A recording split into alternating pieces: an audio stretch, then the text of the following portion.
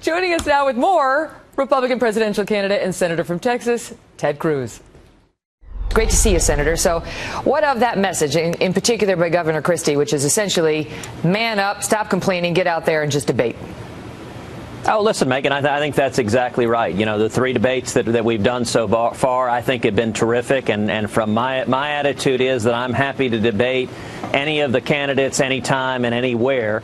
And I think that is a good thing for the Republican primary field, where we display the breadth and depth of the field and the terrific talent we have. Are you signing on to this letter?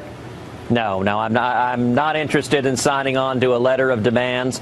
You know, the one point that I have made, and I've made it several times, is why is it that we have Republican primary debates that are moderated by liberal Democrats? Liberal Democrats moderate the Democratic debates and they moderate the Republican debates. I don't think that makes any sense. And the one rule change that I think the RNC ought to think about is saying that if you have never in your life voted in a Republican Party primary, that you shouldn't be moderating a Republican primary debate. But let me challenge you on that. Do you have any idea whether Brett Baier or Chris Wallace have ever voted in a Republican primary? I have no idea, and I'm guessing you may tell me whether Megyn Kelly has. So neither do I. I have no idea, but I can tell you as a fact that those are 2 of the most fair, talented journalists in the business. So under your rule, they could potentially be excluded from anchoring a presidential debate. Look, they could potentially. My guess is that they have voted in a Republican primary. I can certainly tell you that Chris Wallace and Brett Baier and Megyn Kelly are not liberals. And the reality is that most journalists at mainstream media stations are liberal Democrats. But how would it work? Would we have to submit our voting records to you or some committee? I mean, we'd have to prove what primaries we voted in or didn't. Like, how would that really be impracticality? It's not complicated. In a primary, don't have liberals moderating. Listen, I've suggested, what about Tim Russert? He was a liberal. Obviously, you know, when Russert was alive, he was one of the most respected journalists. You wouldn't sit for a debate moderated by Tim Russert?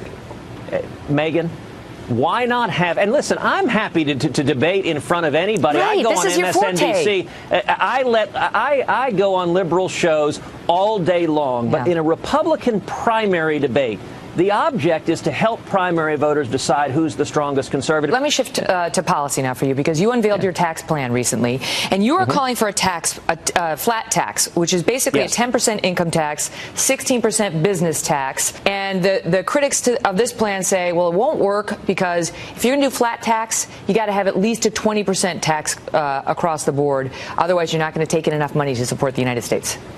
Well, listen, any critic who's saying that is not looking at the numbers, because I've put out the numbers. If you go to our website, tedcruz.org, you can see the exact numbers on the tax plan. My tax plan says that for a family of 4, the first $36,000, you pay 0. No income tax, no payroll tax. Above that, everyone pays a flat tax of 10%. That means that billionaire hedge fund managers no longer pay a lower rate than their secretaries.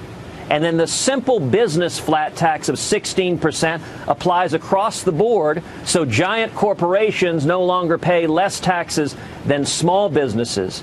And those 2 simple flat taxes allow us to eliminate the payroll tax, to eliminate the corporate income tax, to eliminate the death tax, to eliminate the Obamacare taxes, and to enable every American to fill out his or her taxes on a postcard and to abolish the IRS. And the numbers are there. Senator Ted Cruz, it's always fun talking to you. Thank you for being here.